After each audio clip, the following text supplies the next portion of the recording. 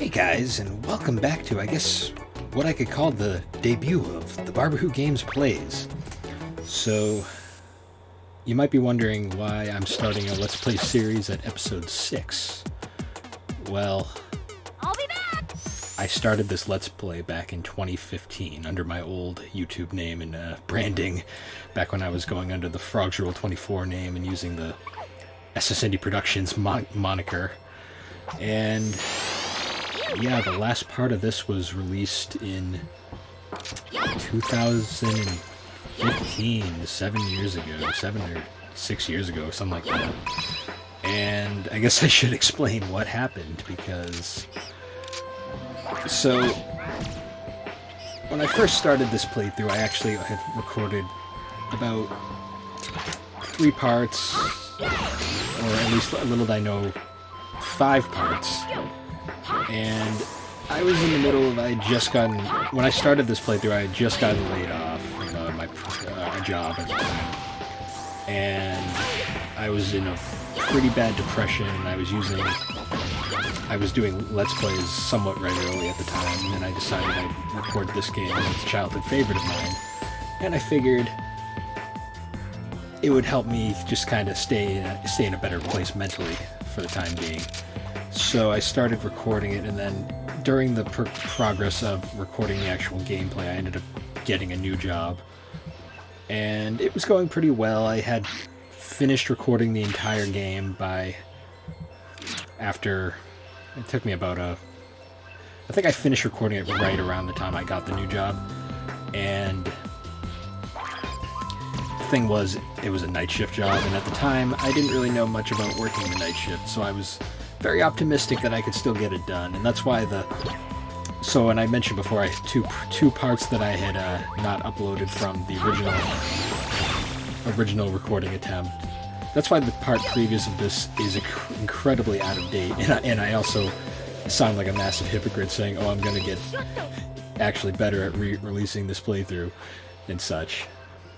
But yeah, so let's just say I underestimated how much of a toll working the night shift would actually have on my body and like health and just like mental state at the time, and I just had no time whatsoever to record a Let's Play, and I kind of fell off of it and I let it die out. And by 2016 I had kind of been disillusioned with the YouTube scene, and I just needed to step away.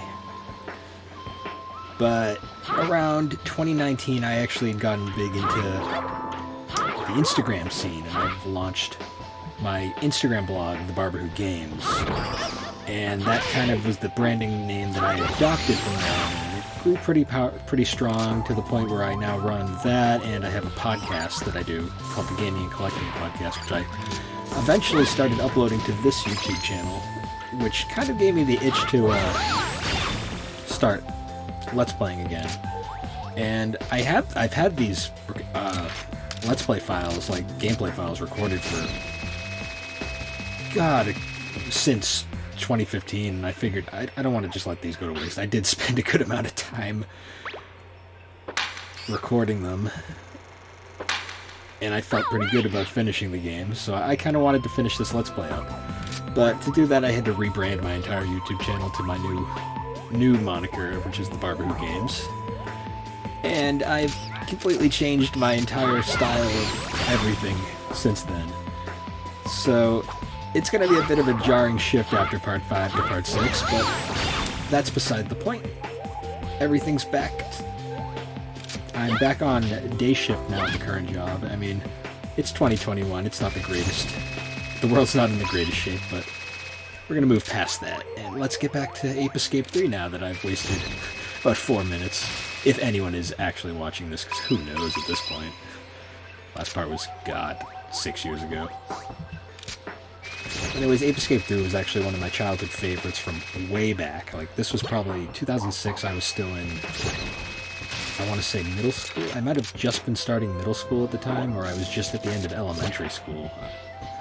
And Ape Escape 3 was one of the games on the PS2 that was huge for me. And a little side note here, that monkey there, the yellow Peepotron there, is actually a bonus monkey that you get from entering a cheat code on the title screen. It's not normally in this game. But Ape Escape 3 was one of those like mega childhood games I had, and I played a ton of it back in the day. I did one of the first games I like finished 100%, like got everything done. And it's one of the main reasons I wanted to do a Let's Play of it way back when I started doing Let's Plays. And my god, I don't even know what I was doing in the footage here. I know I was not in the best place mentally while recording this, so that's probably explaining my stellar performance here.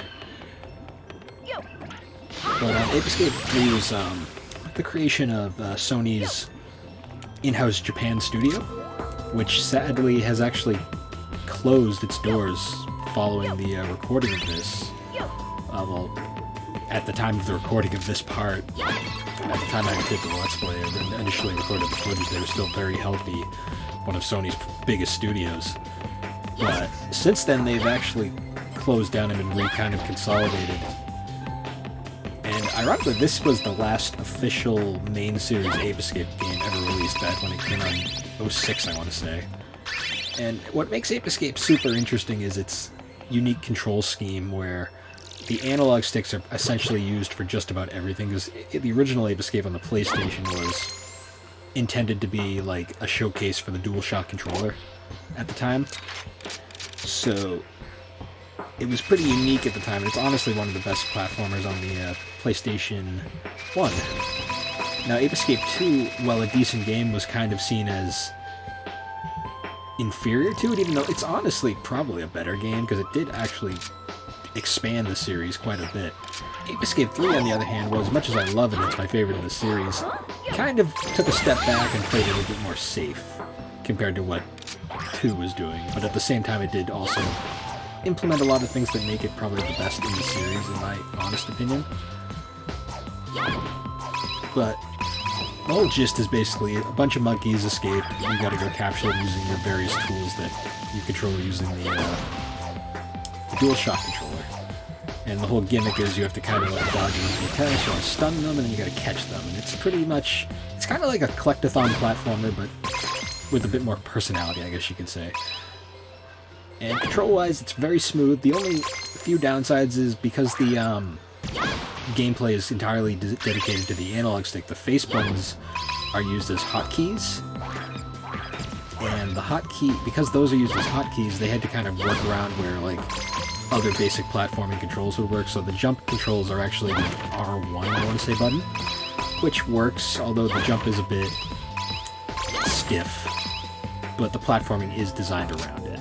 Now that item right there is actually the monkey radar, which is as simple as it says. It's a radar that kind of it points out where the monkeys are, and you can use it to find them. And honestly, my normal setup is I always keep the net hotkey to one button, the stun club hotkey to another, and then the radar to another. And I'll have the fourth usually interchange with all the other items depending on when I need them. And that's just kind of my ideal setup for this game. And honestly, for an 06 PS2 game, this game looked phenomenal for the time. Like, it's super smooth graphics, like, nice detail, nice frame rate, tons of charm. Like, it's the best looking game, arguably, in the series, depending on how you feel about the PlayStation Move PS3 game, which looks nice, but is incredibly boring. So here now we have the elephant tank, I want to say. Yeah, that's kind of what's going on here. This is also controlled with the both analog sticks. And it works, I guess, on mine. I don't know what I'm doing here, honestly. Yeah, that totally worked. Past me from 2015. Good thing those respawn. Yeah, I'm probably going to mention a lot watching this old footage how much what the hell was I doing back then, because frankly, I have no idea.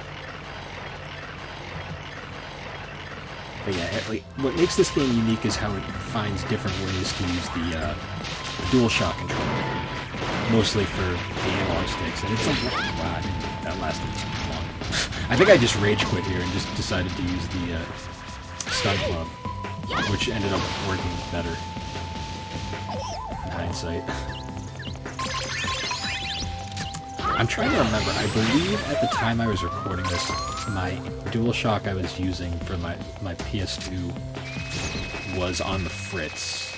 Like, I think one of the analog sticks was starting to go, which is why you'll occasionally see me do like random, like, because it was the action stick, not the movement stick, and you'll occasionally see just like the random I'll randomly activate a gadget for no reason, or I'll crouch for no reason because for whatever reason the stick was just going bad.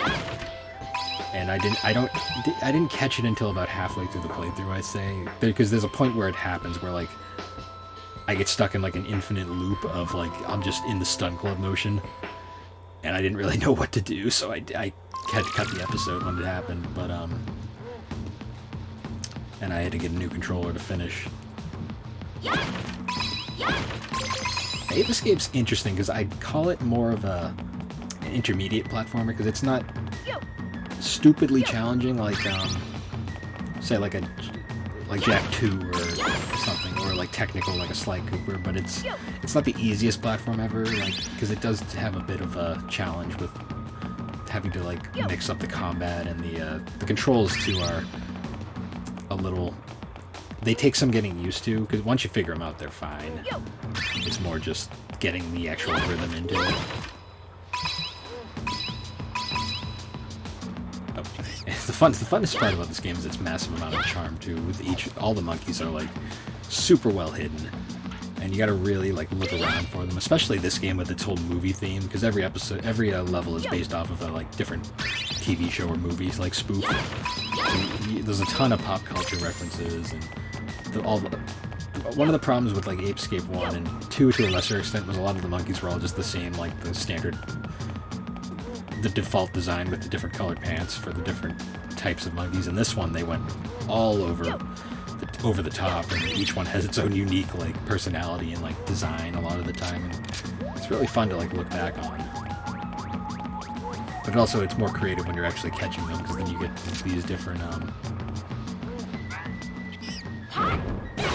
ideas. And also, so yeah, also I guess I should explain, each level too gives you a set number of monkeys that you have to catch to move on. You're not going to be able to catch all of them until like later on, because a lot of them are locked behind either gadgets that you don't have yet, or just a progression wall, you should say. Quite a workout. But yeah, so you collect all the monkeys in a stage, and then you move on to the next one. You can jump back in and get the rest of the ones that you can catch, but I wouldn't recommend that, because you're kind of wasting time that you're going to have to. You're inevitably going to have to go back and play these levels again later on anyway, so you really don't want to waste. Just get what you need and then move on. And I'm getting more shirts, which are this game's a 1-up, because I'm pretty sure when I was facing Monkey Blue in the old commentary, I got handed to me because I've always struggled with that boss for whatever reason. But anyways, now we're in a ninja-themed level. I don't know what I was doing there. You go into level, past me. Hey, hang on a sec. Okay, so this is where we get this game's main gimmick, which is the morph transformations. This morph goes by the name of Miracle And this, Ninja. every level area, so there's a number of main like tricky moves, bosses in the game called the and Freaky it's Monkey 5, and each fleet of foot as area well. is Master the divided art into like of the 3 ninja levels in before the you face training off room. against the ninja, and usually by Want the to go third over one to in the a training stage, you'll room get to try it out? the morph, which is the new power-up. Yep, okay, I'm doing the tutorials, I see. And the morphs were kind of like the new addition to the gameplay.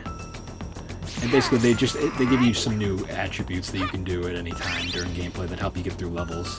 And they also make like catching easier, so you can do different moves without the monkey net, which is unique.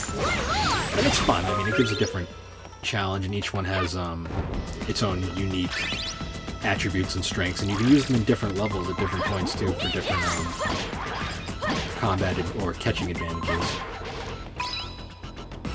Gives a good sense of like freedom and like randomness to the game, which is nice.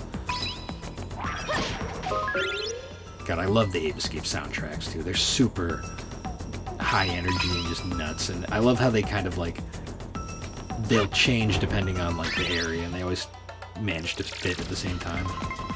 Yeah, this one, the ninja one, is pretty cool because you can do that quick like capture thing. You also can do like the ninja attacks, run on walls, and then the glide, which is pretty cool. I'll be back. It's definitely one of the better ones, I'd say. Not really a big fan of the cowboy one from the previous level. I like the knight from the first, though. That one's also pretty good. And then we got this ninja themed levels, which is pretty... This one's a good level. There really isn't an awful level in this game. Like, all the levels are very well designed, very open, look great, and you don't throw your enemies off the cliffs or else you're going to lose all your collectibles there. Yeah, and don't waste your morph energy if you don't need to, because you only have so much of it. And those little green capsules that you can find are actually just extra that you can collect to speed up the recovery process.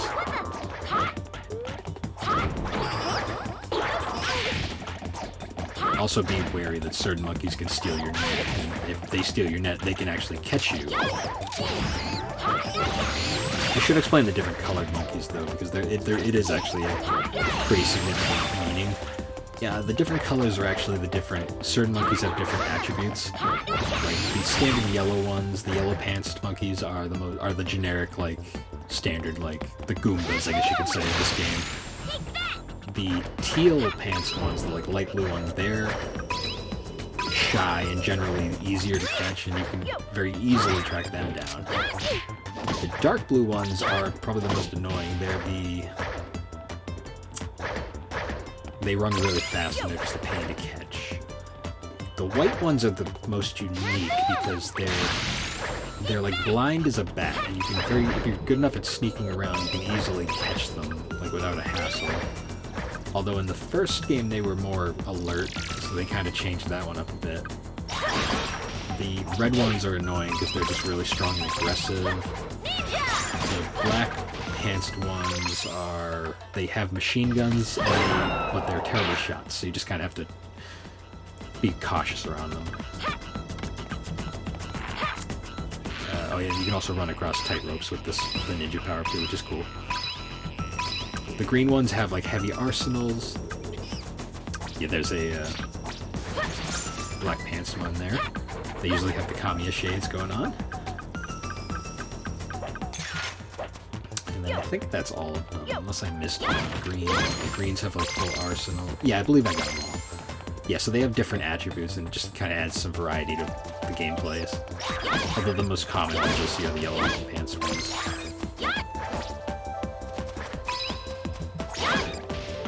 Ironically too, because of the different level themes, though, they also have their different, like, they come sometimes with different abilities based on the area. So like this one, he's got like ninja stars.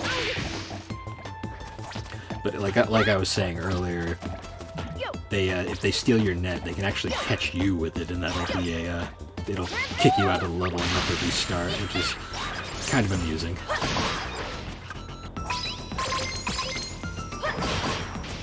I did catch that monkey. Nope. I think I just gave in and used decided to use the morph because it's easier. I guess I figured I could get enough green energy by the time I actually need the power up. Actually, I don't really know what I'm doing here. I think I'm just being random now.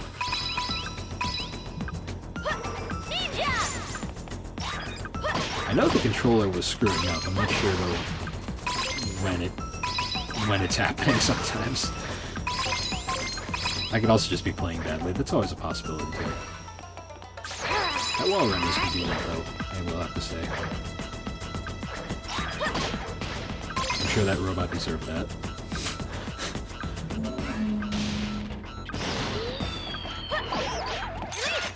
Oh, why did I go out of it to catch a blue monkey? That was stupid. Past me, what are you thinking?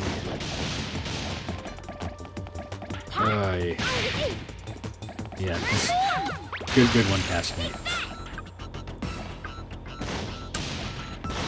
I do want to finish this stuff. Oh, and when they get enraged like that, they become twice as likely to steal your net. Thankfully, I don't have it out at this point, so yeah, see, if I had my net there, they would have stolen it. God, Pastor, what are you doing? There you go. Got Yoshio.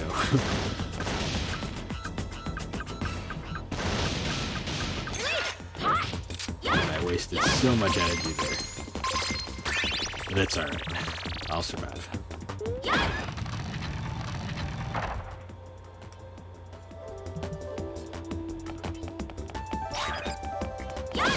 Dang. 2006, though. That brings me back.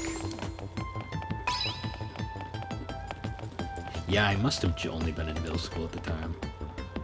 I had all the time in the world to play the game back then. Also didn't have a lot of games at the time. Really, like, the most games I had were like... Oh, and that's the end of the part. What an abrupt place to stop. But anyways, guys, I'll see you on the next one.